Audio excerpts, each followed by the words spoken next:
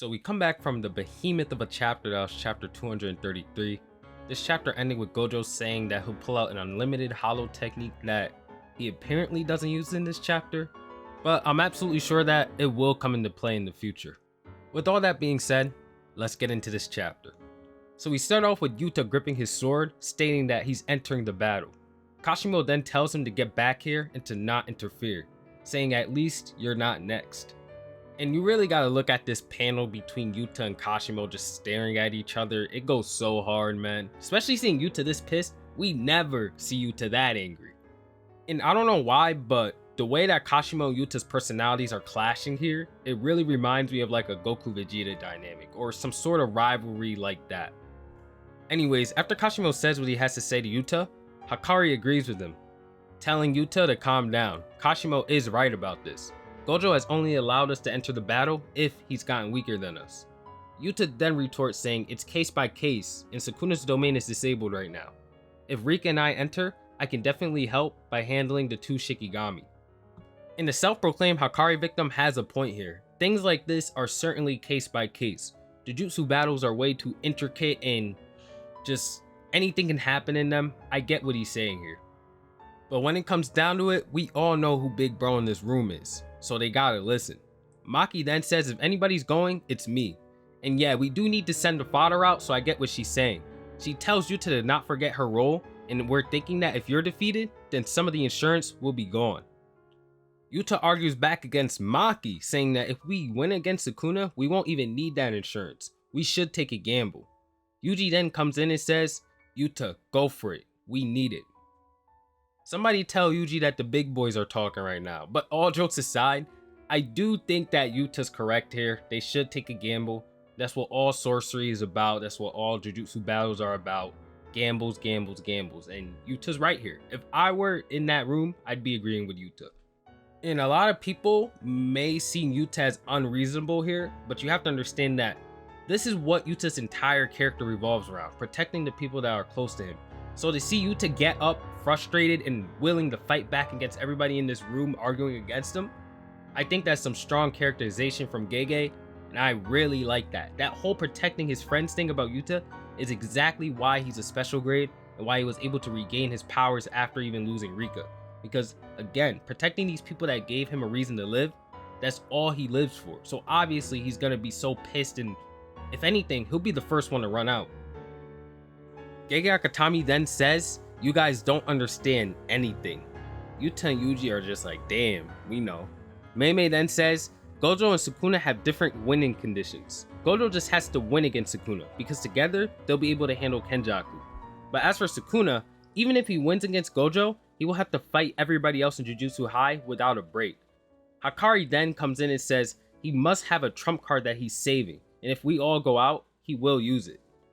Yuta's like, so you're saying it's not good to provoke them? And Kusakabe then says yes. They also have Uraume. Sukuna's not being able to give it his all, and Gojo's at his best without a hindrance. These circumstances have the highest probability for winning right now. Kashimo's then like, is this all we have for modern sorcerers? And Big Bro in the room then presses him, saying, you know, he had to remind him who's boss, who actually won that battle. Because we know how that went. Kashimo's like, that's not the point, bro. This is a fight for Gojo, and whatever happens, it's lame to interfere with it. Now, am I going to say Kashimo's correct in terms of what's going on in the story? Absolutely not. They should jump Sukuna. But in terms of narrative value, he is absolutely correct. Gege Akutami would not interrupt a fight like this to have characters come in and save one another. That would take away from everything this has been built up to. This is a fight for the strongest. The title of the strongest, okay? This ain't a fight to save the world right now. That's what Kenjaku's for. So, nobody's gonna interrupt. I've been saying this. That's so unrealistic. Just no.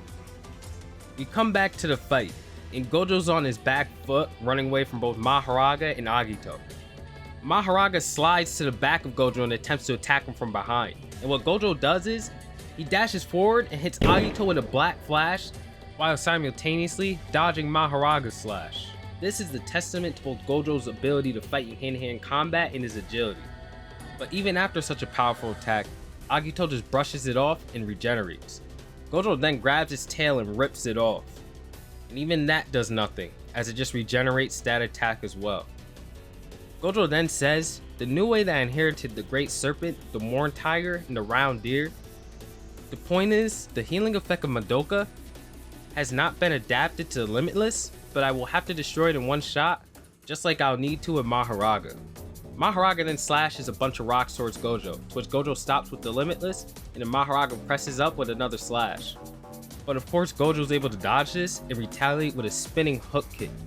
And after Gojo lands from this kick, Agito tries to follow up, but he just punches it in the face and says, you're becoming repetitive. He thinks to himself, it'll be tedious if it heals Sukuna, so I have to destroy Agito first. And then Sukuna thinks this is fine. I won't let him have a moment to use his purple. The purple that he used at the start of the fight was more than 120% of the output. It must have had some kind of binding valve. But even when I faced it, I was 4 kilometers away, so I was able to take it and lose only my enhanced arms. But I too am not in my best condition, so if I take a purple right now, it will be fatal. Mahoraga, how long are you having me wait? This is not what I want to see. You're my shadow, not Fushiguro Megumi's, so show me what you have.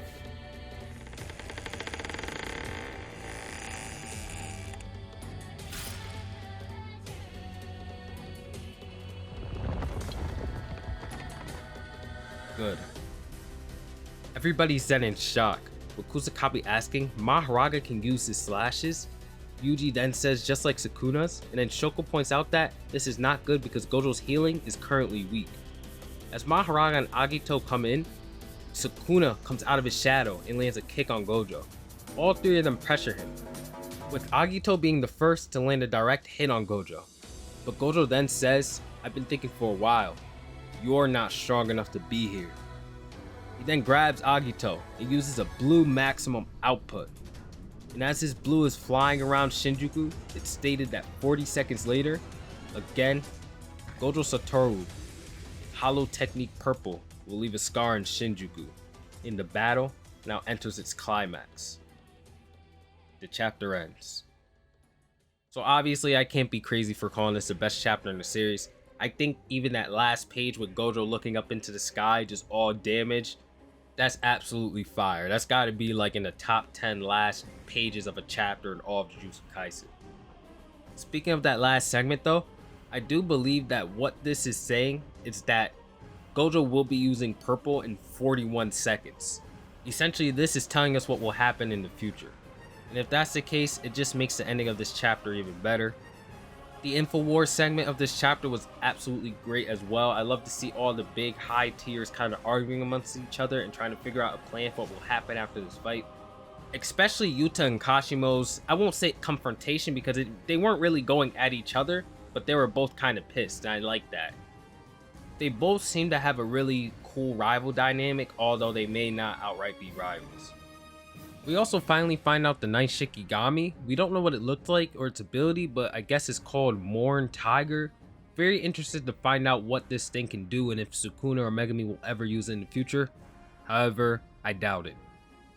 All in all, this about wraps up the review for this week. It was mostly action paced and we didn't get anything like huge in terms of reveal, but it was just honestly one of the most satisfying, fun chapters in. This is one of those chapters that lets you know that the fight's about to end because we're just getting a lot of like cool ass moments. Anyways, if you enjoyed the review, feel free to leave a like, subscribe. Thank you so much for watching, and of course, I will see you all in the next one. Have a great day.